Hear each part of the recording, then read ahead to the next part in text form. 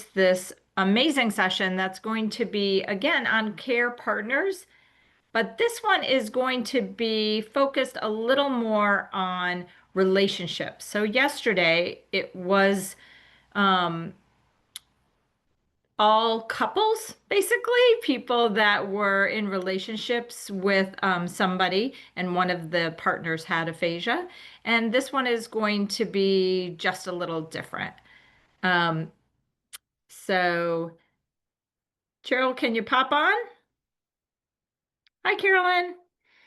Cheryl is going to pop on. Susan, you Yes, can go ahead and I'm. come. I was going to try to send a link to Erika. Oh, Okay. okay. And see if I can get her in. Okay. So we have, and Carolyn Obel Maya, you're on this afternoon at 3:30. Oh, okay. So this is the wrong panel. Yep, the panel is resources of aphasia camps, and that's at 3:30. Oh, great. Okay. So we'll see you at 3:25. You just okay, great. come Thank back you so in. much. Okay. Okay. I'm gonna go out and try to get Erika in. Okay. I'll Okay. be back in. Okay. Okay, there we go.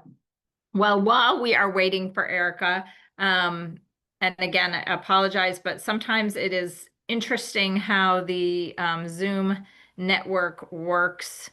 Just gonna look and see if she's in, if she can come in as an attendee, I can promote her up too. There's an iPad that's raising their hand. I'm not sure if you could just type a message into the chat. That's the way we need to be able to do this today.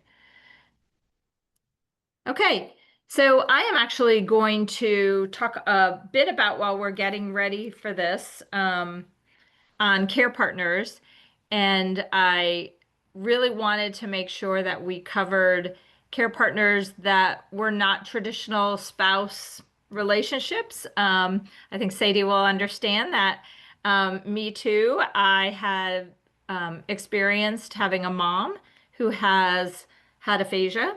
And as much as I learned as a speech pathologist in many, many years of doing this, I did not learn anything compared to what I learned once I was a daughter and was on the other side.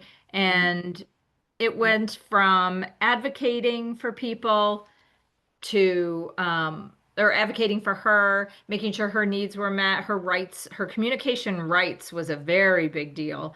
And so I really am glad you guys are here. I'm going to check one more time to see if we can get Erika in, and otherwise we're going to have Cheryl start this one, and I'll work on getting Cheryl in, and then we'll have you guys introduce yourself. So,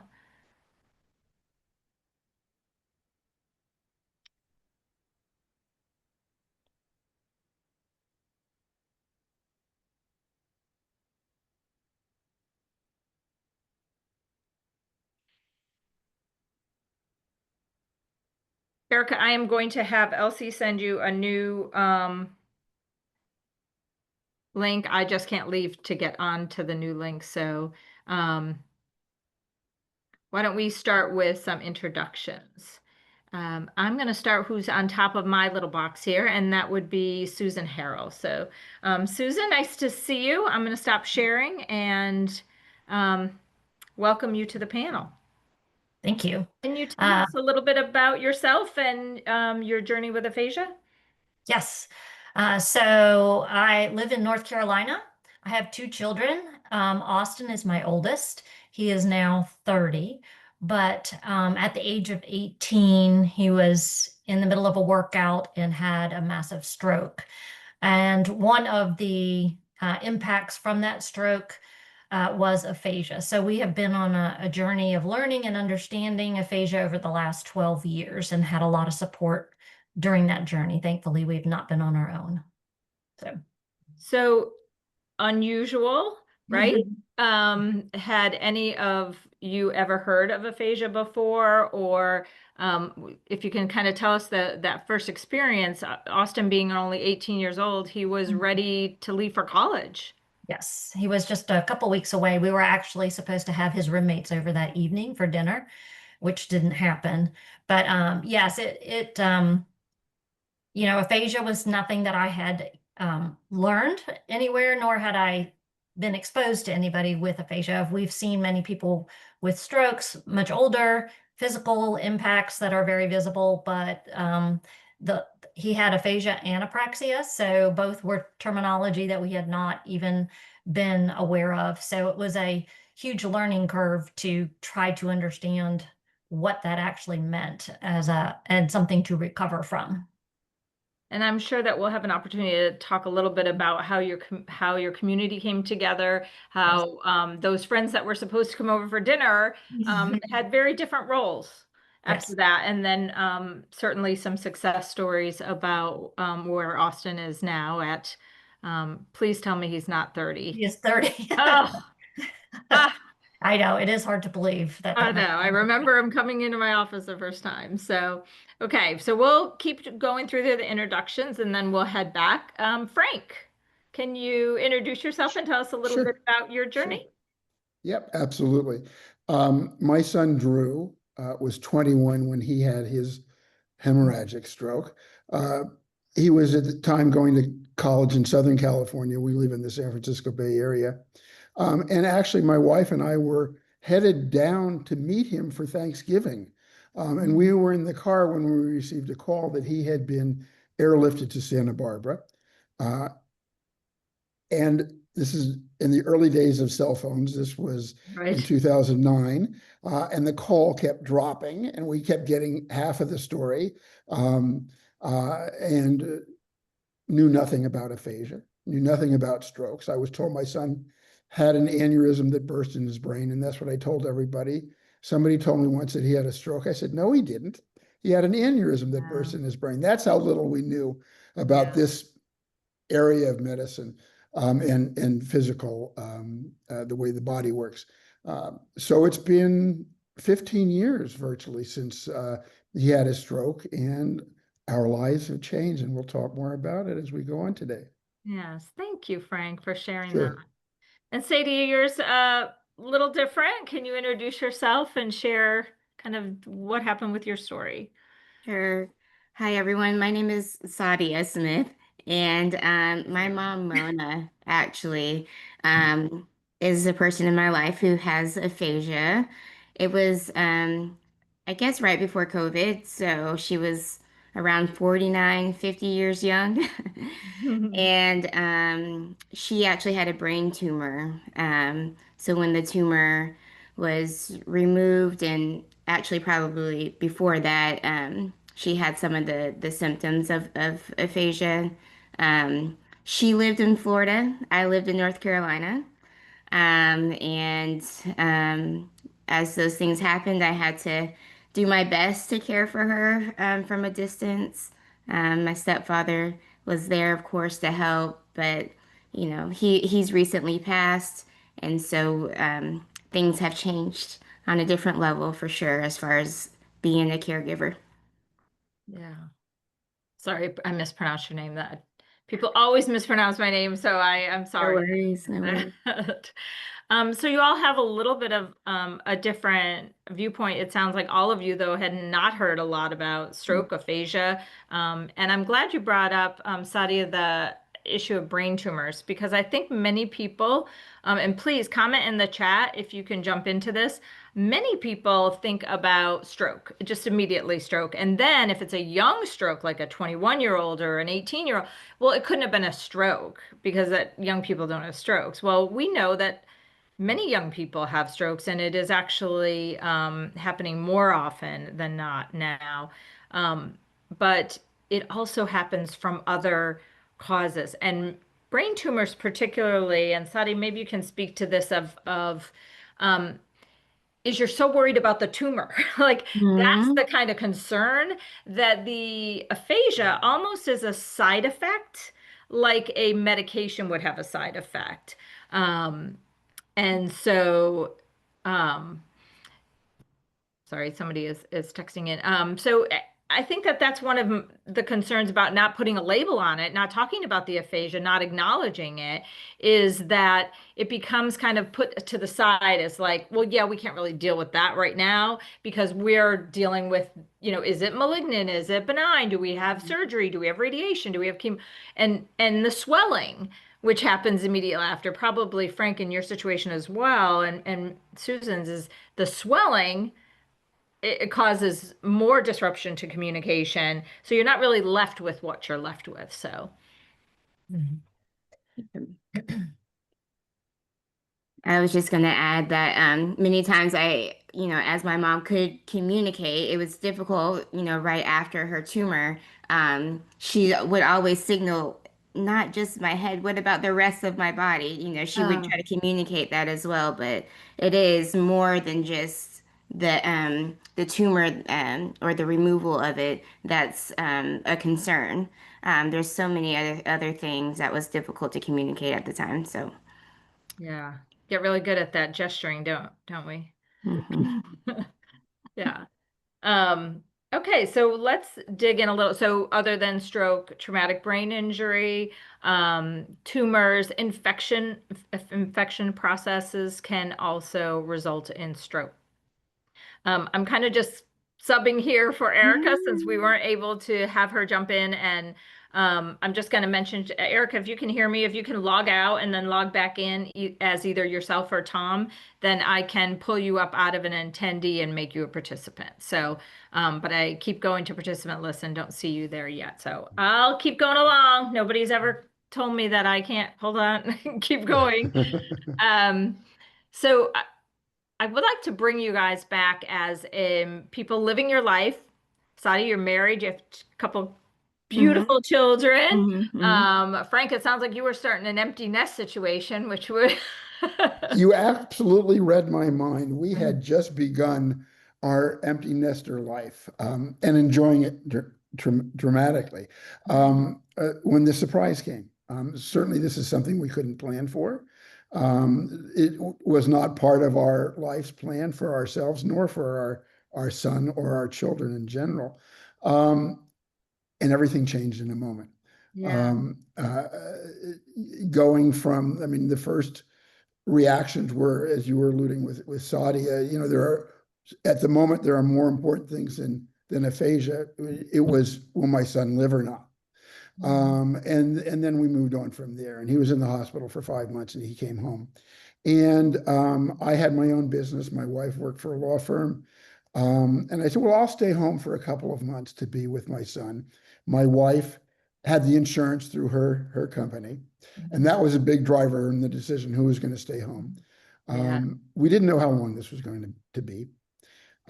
15 years later, my son has just recently moved out on his own, living by himself, which is just goes to show you things continue to improve. It's not the old 1 year misnomer that a lot of people talk about. And we could go on that topic. That's a whole nother tangent we could get on. Things continue to improve. Our life has changed. It's not what we planned. But I'm very proud of what we've all done during this past 15 years. And life continues. Yeah. Susan, I'm sure you can relate a little to what Frank is talking about. You still had a daughter at home though, and so Austin was the first to go off on his own. Changed. Yeah. We had celebrated, we spent the whole prior year celebrating his senior year, the varsity soccer, senior night, and all these things that we were celebrating as we knew he was going to be moving on to newer things. And so we just got off the graduation celebrations and all of that. And it was just within 6 weeks, everything changed.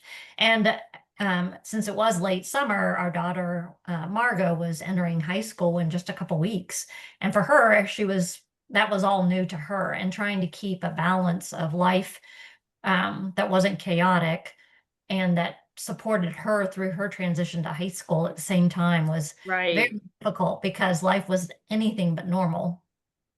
So I think, regardless of your situation, that type of event is never in your plans. So there's always a lot to adjust to.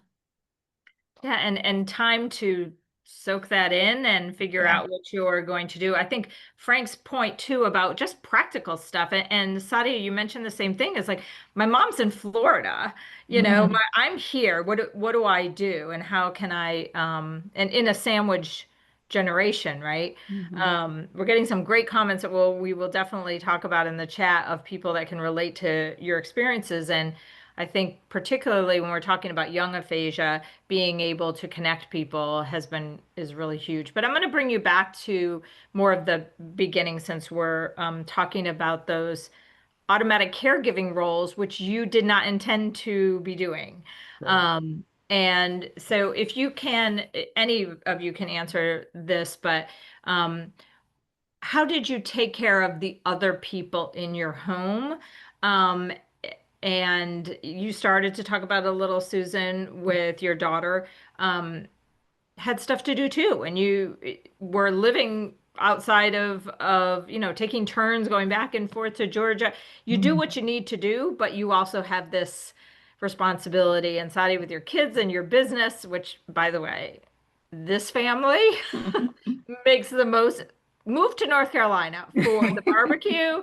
You better look up the Smiths because their mac and cheese with brisket. I'm just saying. Saying. It's stuff I dream about when I actually sleep.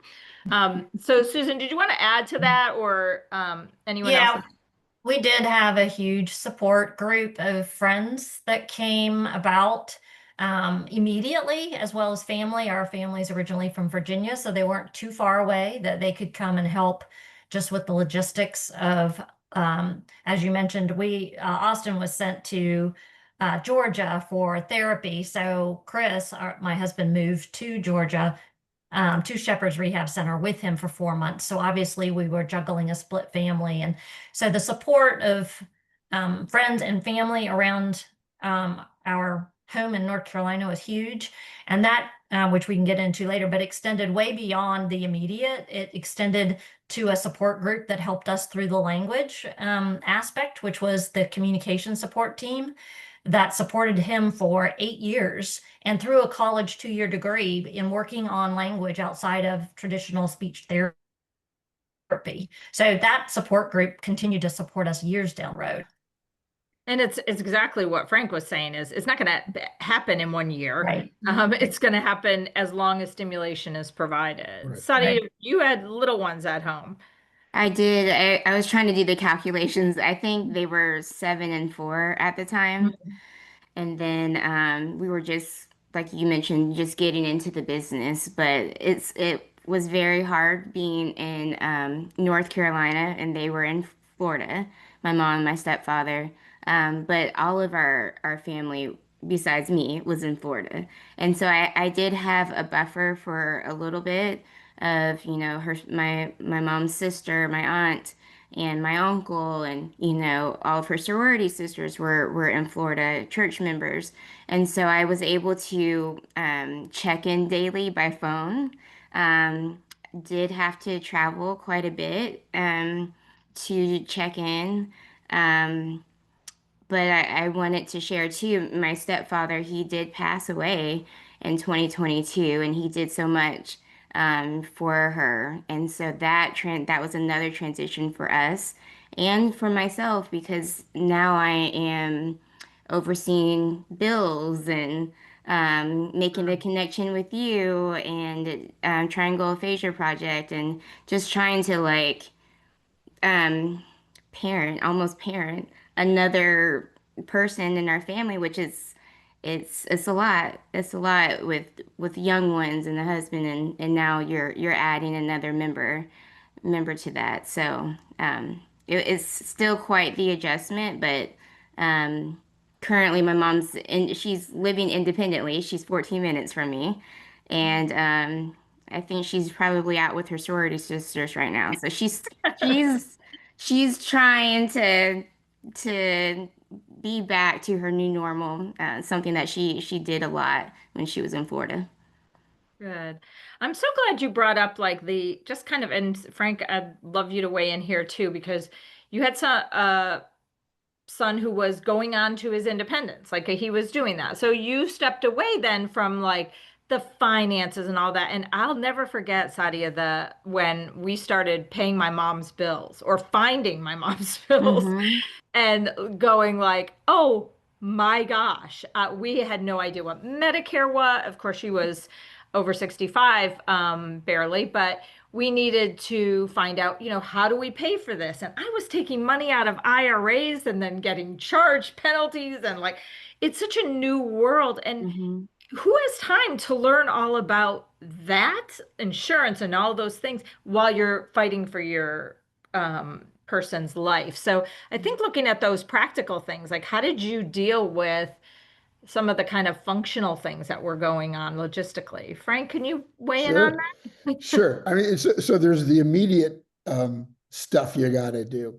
As you say, pay bills, notify my son's work Yeah, that he's not coming in tomorrow. Contacting the cable TV company and telling them we cancel the cable TV. Can he get out of his lease for his apartment at school right. early? And all of these are done online with a Yeah. login and a password. And what in the world are those logins and passwords? Almost all of them somehow I guessed, or I pretended I was Drew and Right, said I forgot my password. What's your mother's maiden name? Well, that's my wife's maiden name. So right. then I can figure out. Right. So there's all those challenges to go through. And then while he's in the hospital, it wasn't so bad. He was in the hospital for 5 months in total. But then coming home and Yeah. communicating with his friends, as you say, neighbors supporting us, friends supporting us, family supporting us. At times, it was almost too much. When we first came home, we had our neighbor had arranged for a myriad of people to bring us dinner every night for several weeks, which was fantastic. But it started to become enough's enough, and I want my own cooking or my wife's own Right. cooking or whatever. And that my two older daughters wanted to fly in from Boston and New York where they lived, and absolutely, of course, please Right. come Right. and visit us and visit Drew. But they were a ways away, so it wasn't so easy. Thank goodness for Zoom and for FaceTime. Yeah. Without that, it would have made everything so much more distant. At first, my wife and I were driving 400 miles twice a week. Once I would go down to Santa Barbara while she would be coming back because we didn't want to leave our son alone. Are we helicopter parents? In this case, absolutely. Yeah. For us, Hello. there was never a question. It's different for different people, and I don't want to be a judge of that, but for us, there was never any question about that. So we would literally pass each other in the freeway and wave as we were going in different directions. But that was a decision that we made. Yeah. And then you talked about contacting resources. It wasn't just getting the bills and things like that out of the way, but where can we look for help? And I think that was really important. And thank goodness for Google and the internet to find organizations like Aphasia Recovery Connection, to find organizations local to us that provided resources to help our son, the local college. Aphasia Center of California happened to be a few miles from our home. So there was a lot of luck involved with where we lived, being in the San Francisco Bay Area. I know a lot of people aren't necessarily physically near locations, but that's where online help and support and empathy and seeing that other people have the same kind of issues that we have Yeah. is so comforting. It's amazing. And this is what this panel was doing too. I'm seeing so many comments of like, yeah, I get this. This is what I'm going through. And um, the the idea of where do you start? And since I've started with the NAA 2 years ago, 2 years ago last week, actually, one of the things I'm hoping is to have a soft landing place where people can say, this is the established place I go to find out where all these things are in my community, nationally, internationally, whatever they need. But it cuts down on all of that work for families who are doing that. So, yeah. And Susan or Saadia, do you want to comment on either of those? We certainly, we were very fortunate. One of our good friends was a speech therapist. And so she immediately, before we even returned from Atlanta, knowing that we had a long journey ahead in North Carolina, she immediately started seeking out resources. Maura and the Triangle Aphasia Project was one that was right there. And she started making those connections for us, knowing that we were still very heavily involved in the recovery that Austin was doing in Atlanta.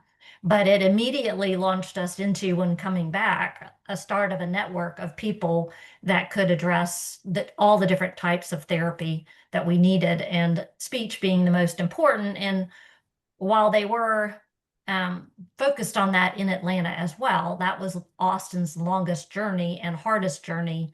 So we knew that was going to be the critical piece that we had to get started right away when we came back.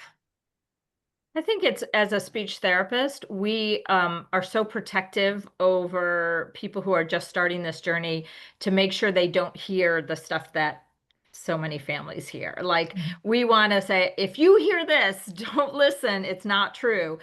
We want to provide hope. We want to somehow be able to give folks that marathon glasses, that this is not a sprint, this is a marathon, but also to teach them about communicating with the person they love with aphasia. In the last session, we talked about how many times your speech therapist will get right to work with your evaluation, but they're not connecting the people that need to communicate with them. And you mentioned, I'm just going to go back to one thing that you said, Frank, about, like, thank goodness for the internet. When my mom had her stroke and was in rehab, there was something called Care Pages. It has since gone away. I think Facebook has pretty much taken over those private Facebook groups. Caring Bridge is still one that works. Right. But what was so amazing was, from the very beginning, from when she was in the ICU in Hershey, Pennsylvania, I was at the computer sharing her story with the people I knew she would want to talk to, but not having to call every minute and go, well, now she's back in surgery, or this happened, or that. It was draining to me to do all of that. And then as she transitioned to rehab and really working on PT, OT, and speech, I felt like the last session talked about so much. Aboye and some of the other folks on the other panel were talking about, we made it part of her work. So she had to give the updates on how she was doing. She had to be the one who, posted a video of her like walking and saying, look, I walked 500 feet today. Great speech therapy to be able to have them type that in. So yeah, I totally agree with that. Saadia, how did you keep in touch with everything that was going on when your mom was having her surgery and then the recovering from? I definitely had to rely on family. One of the things that you offered through the Triangle Aphasia Project was a like information session for families to understand what aphasia is and how to communicate with my mom, which was very helpful. I think my stepfather and I actually attended that, and we had to pass that information along. Um, you know, as with anything, I think you have some people more invested in learning and kind of changing the way they communicate than others. And so that was kind of a challenge in some ways. But definitely at the time, Florida did not have, in our area, it did not have aphasia groups. And so I had to do the virtual thing. COVID helped, right? There's many virtual Right. things happening. And so we were able to tap into that as far as speech therapy or just a social group therapy was really what we tapped into until she moved up here, and I was able to be the person to get her to speech therapy in person visits. Yeah. And that comes up with relationships, family, friends. And so Susan, I'm going to pipe this one back to you, because there were times in the beginning of Austin's journey where you and Chris would say well, he has this group. This was his like church group that he's been in Bible study for forever. Here's his like soccer friends group, and like we all have our pockets, right, of communities. And Saadia just talked about how important it was to be able to learn. I called it learning to speak aphasia back in the day. I mean, how did you set up those? Maybe you can give an example of some of the living room gab sessions we had and how Austin felt about those, because he was very much involved in Yes. those. Yes. So given that, all his friends were departing for college and did leave for college without him, um, we did take opportunities at breaks when they came back for Christmas break, could have been spring break, where we felt it was so important that they understand, and we know aphasia is different for everybody. So playing with Austin's strengths so that he could communicate. For him, it was writing and reading that were the things that were more intact. But so the conversation was more difficult with people. So we had Maura come. Actually, we brought everybody together at a friend's house, all of the kids that he had gone to school with, played soccer with, had church with, and they all sat and listened and were able to ask questions because aphasia was something they didn't understand either. So we wanted to give them the ability to work with Austin and know that there was connection with him. And so educating them was a priority to us, knowing that they would be coming back and forth to school and back home, and that we still wanted him to have connections with his friends. And it was, again, as new as so we put down, on paper, a lot of the talking points Maura had, and we gave them to them so they could look back at it just in case they were going to go try to do lunch with Austin or just connect or whatever, that they had the tools to understand his case and how they could help. So, and that they didn't have to be speech therapists to There be you able go. to Yeah. You don't have to be a speech therapist to help with regain language again. So. And we're happy to have Erika here. It's Erika's phone, but it's Erika, I promise. I'm gonna continue this little segment we're on and then pass it over. Because I don't know how much you heard, Erika, about what's covered, or if you'd like me to continue with I haven't heard one thing. I've been stressing out for the past half an hour. So I haven't heard one technology thing. will I'm so stress. sorry. No, and please just jump into. So Erika, you guys have met Erika, but Erika has been on this aphasia journey for quite some time with her husband, who just inspired us at the last panel like crazy. Wow. And he actually reminded me of the next kind of topic I wanted to go from that on that communication idea. And Susan's family, or Austin's family, was the first that got to experience what I had been writing about for years, called a communication support team. And it basically was what you said, Frank, about all these people showing up at your house with like meals or, Boston Market, or you can only take so much macaroni Right. and cheese. Well, unless it's the Smith's macaroni and cheese. Then we're talking a different level. um, so I think that idea of empowering people might be a way of people not losing their friends. Yesterday, one of the panels was talking about my friends gone. I lost them all. I had to have all new friends. Like, is that really necessary? Yes, there are going to be people that just naturally, even just as we age, just go out of our lives. But if we treat that initial section differently, and give care partners like yourselves more supports. Do you think it could change some of those networks of friends? Frank, your son was 21. I'm certain that. Yeah, that's a great question, and I think the answer is going to be different from everybody you Agree. speak with. Certainly, everybody who has aphasia is different emotionally, mentally, and the amount of, if that's the right word, the amount of aphasia that they have. So each situation is going to be different.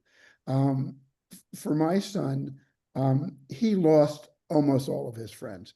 And, you know, I've tried to put myself in my son's friend's shoes. What would I have done? When he was 21, at that point, all his friends had just recently gone off to college, or, you know, within the last couple of years. And it's not like high school where you see each other every day. Every day, yeah. You're seeing each other less frequently. You've got friends at college. When you leave college because you have, for whatever reason, a brain injury that caused the aphasia, you don't see the friends in college anymore. And your friends, his friends rather, continue to advance in their life as we had all imagined our children advancing in their lives. And they go on to graduate, to get jobs, to have friends from their jobs, to live in different cities. So he lost almost all his friends, which was extremely tough. He still talks to some. I don't want to make it absolute, but he still talks to some.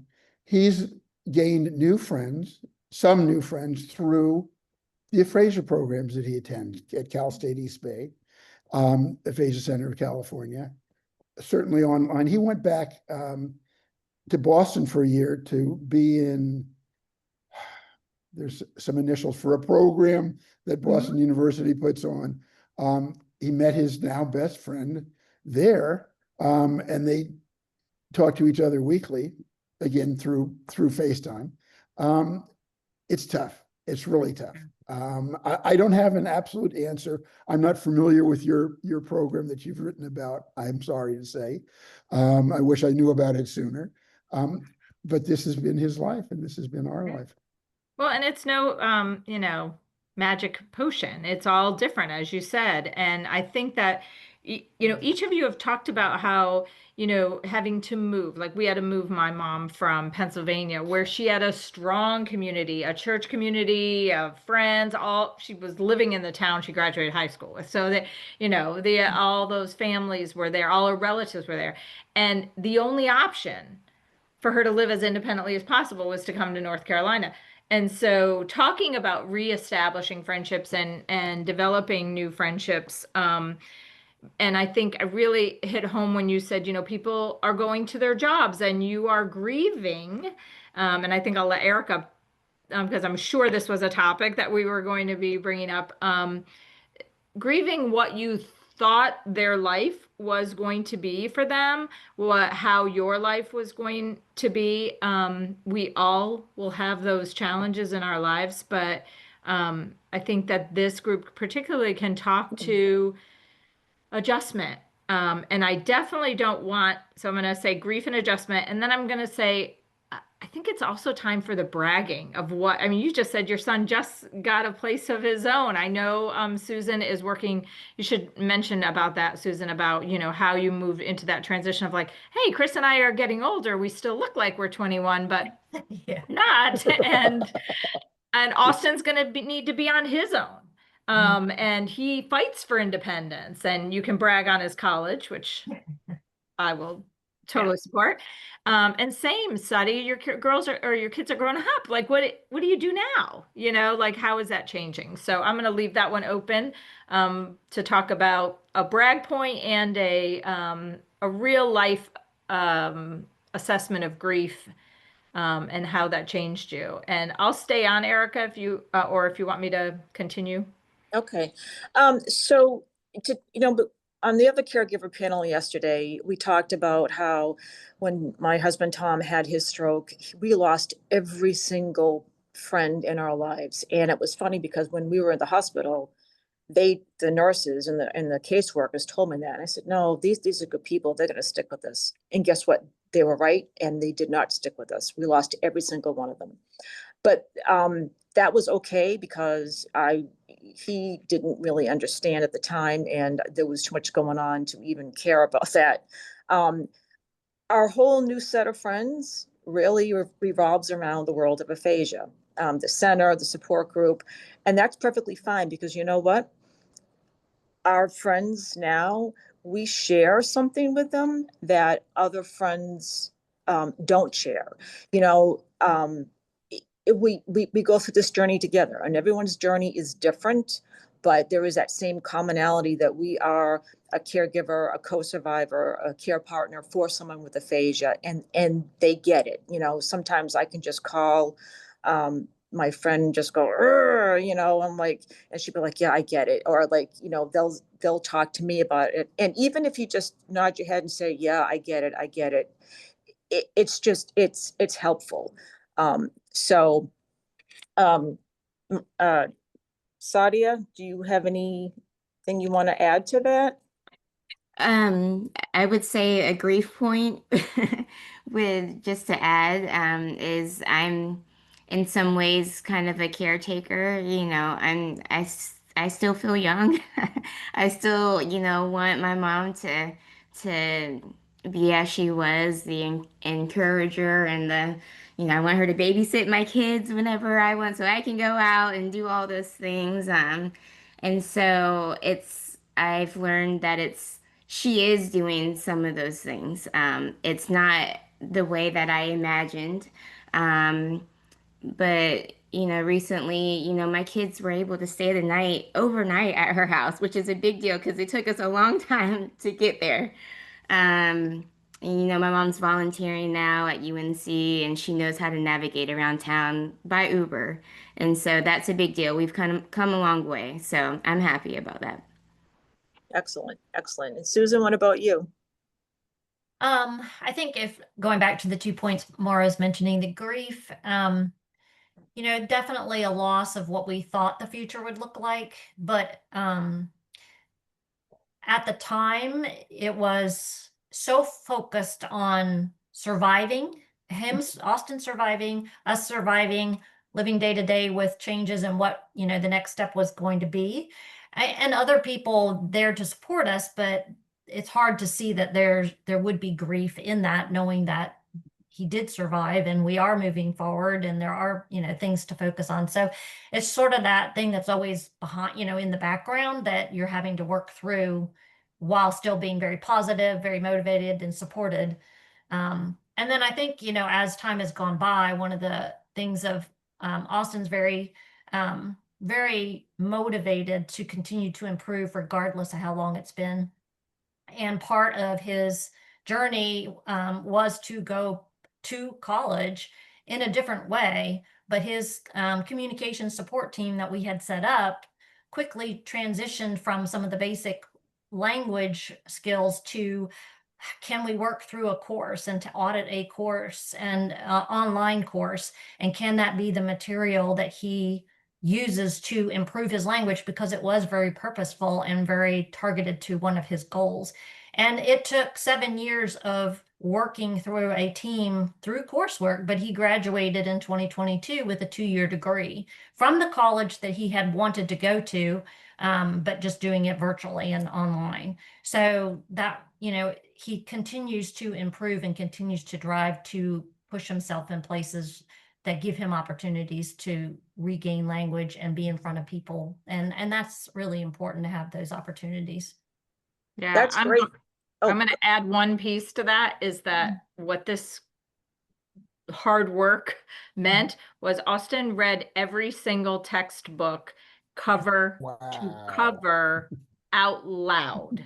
That's amazing. I'm sorry, that's amazing. Yeah, he couldn't, when I first met him, he couldn't read a sentence. So that whole idea of neuroplasticity, that rehearsal, that out loud, that verbal was huge. So I have to give him credit. And he was able to walk for graduation. And I when I got the graduation picture and I was, That's when we know we're doing the right thing. Yeah. Frank, why don't you finish up Yes. that question, and then I'm Sure. gonna pose the questions from the chat to Erica to pose to you all. Okay. You ask about a grief point. I think there are multiple grief points, and we sometimes don't even realize it. Between I didn't realize at the time, at age 57, I ended up retiring and spent the rest of have spent the rest of my life thus far taking care of my son along with my wife. I will not so much anymore, but for so long would start crying in the car, my poor baby boy. And what has happened to him and what is his life going to be like? There are just so many pressure points on us personally that we don't realize that. I also didn't realize I was suffering from depression. And I put this to every caregiver out there. If you haven't realized you're suffering from depression yet, at some point during your journey, you will. And you know what? That's okay. It's absolutely a normal reaction to have. And I sought help and worked through it. Do I get depressed occasionally still? Heck yes. Everybody still gets depressed. If you don't, you're not feeling what you should be feeling. But I think everybody is, and you just don't realize it. And now onto the positive. Well, The let me positive add point. something to that, Yeah. Frank. We had the folks from UNC Chapel Hill, Dr. Adam Jacks and his team had done some studies on that and found that care partners had lower mood and evidence of depression as much as the people they were caring for, Yeah. which did not end at the 1 year level either. So No. it is absolutely a true thing. And I'm so glad you brought that up. And a boy, I actually asked about that in the chat. So I'll wait till you're positive and then I will field those questions through Erica. Sure. Thank you. So in addition to my son now living by himself, like Susan and your son, Austin, my son went on and got his AS or associate's degree from the local junior college with a lot of help from mom and dad. The degree itself is nice to have. The addition to my son's self-esteem by attaining that is immeasurable. And that is just one of the positive things I'm very proud of. Yeah. Jerry jumped on. Jerry, you don't need to be here until 3:30. So I'm not going to kick you off, but you can jump off and on because we're going to have one more wellness or one more little break before you join us. Eric, I know you talked about this yesterday, so it'll be a good follow-up question for everybody, including you, is how do you take care of yourself while you're taking care of somebody with aphasia? That is a very difficult task. It's a difficult balance too. You need to ask for help. Ask your friends, ask your family, ask your neighbors. We've had people that we've known that whose person with aphasia in their lives can't be left alone, and sometimes they've hired people to come in and sit with them. There are some, if you look out there, there are some agencies that maybe can, have volunteers come, even an hour a week or 2 hours a week. So you can look forward to, someone on my panel yesterday said that he enjoys going grocery shopping by himself. So that was his respite, walking on the beach, taking a walk outside, something like that. Susan, what are your thoughts on that? Yep. So I think as a parent of a young adult with aphasia, we did have the benefit that we could tag team. There were two of us. Yes, we had a daughter as well, and that obviously, we had to make sure her needs were met and that we were focused on her in high school. But both of us, my husband and I, are athletes, so for us, just being able to go out on a morning run, or my husband to play his soccer, as far as his league, that there's those couple hours of physical activity was definitely our respite. But I think it's much more difficult when it's a spouse and there really isn't that other person that you can shift to. So while again, my husband also sort of put his career to a side, although he was a self-employed, so he could judge the amount of work, he had to make sacrifices based on where he, could spend more time with Austin and getting him to therapy and things like that. But both of us pretty much just needed that time, physical activity, that we could keep going and feel like we're being healthy, regardless of all the other stresses. So. All right. Frank, how did you deal with your son getting some respite time? Not as well as many people think I should have, to be honest. People will say, well, why don't you guys go away for the week? Why don't you go? It's easier observing another couple and making those recommendations. And they're great recommendations, and I always appreciated it. But inside I said, no, I'm not going to do that. Probably too much. So hence the depression. Yeah. But like Susan, I found solace in going to the gym, and actually went with my son quite often. And we could go to our own places, or we could help each other out. But it's a different environment. You're physically exerting yourself, which releases stress a heck of a lot.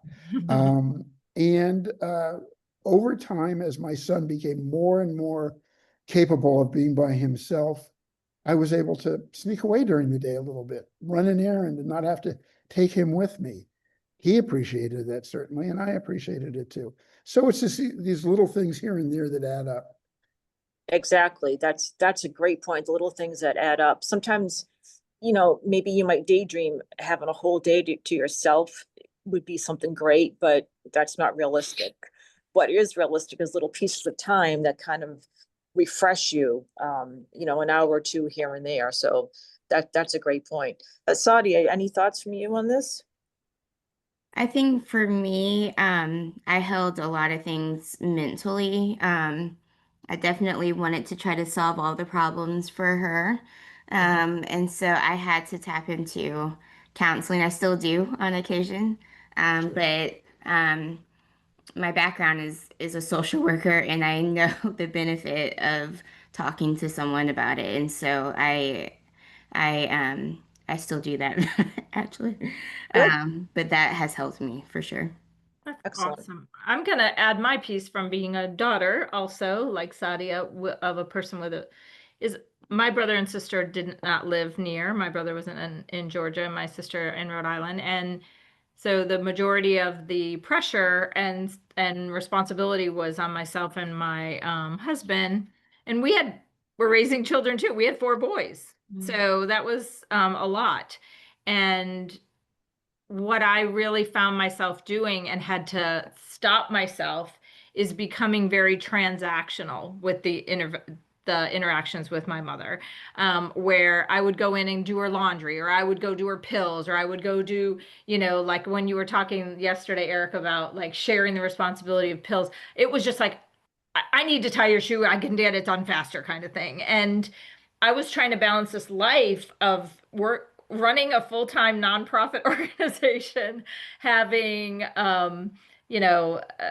full care of my mom and 4 boys. It became transactional. And my only regret now that my mom is gone is not, oh, I did it sometimes, but I wish I had more often just brought a photo album and sat on her bed and tell me about these people. Tell me about, like, let's talk. Because I think as, productive perfectionists, we're like, well, gotta check all these things off the box, and you need to add onto that box connection. I remember thinking how my mom was her love language was physical touch. And she would take my hair and she'd always push it out of my face like that. She would like do that. And I thought, wow, she was married for like many, many, many years, and she has no one to touch now. Nobody touches her except in a caretaking way, feeding, changing her, doing procedures on her. And so that whole part of just connecting and touching and engaging was super important. And we have a couple more minutes before we are going to take a break. And Erica, one of the questions was really about, if you could make that list now, did you create a list of how you could support your loved one other than meals or frequent phone calls? What would you tell friends or family who are like, I want to help? Because if you keep saying, no, I got it, I don't need you, eventually they're gonna stop coming around, right? Yep. So make a list. I am the type of person that I'm like, let me just do it myself. Like you said, Maura, let me just get it done. I can get it done quickly. But if you start making a list, what can you delegate? What can you give up? That's important. And kind of, call and, hey, so-and-so, can you do this? And then giving another task to somebody else. That would be helpful. Maybe start off small, not make a huge list. Maybe start off small and see what you're comfortable with. A lot of times we hear on our support group and at the center, no one knows how to take care of my loved one except me. No one else can do this but me. Maybe, but a couple of hours here and there, it should be okay.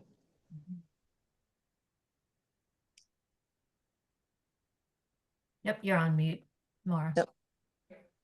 I thought I unmuted and I muted again.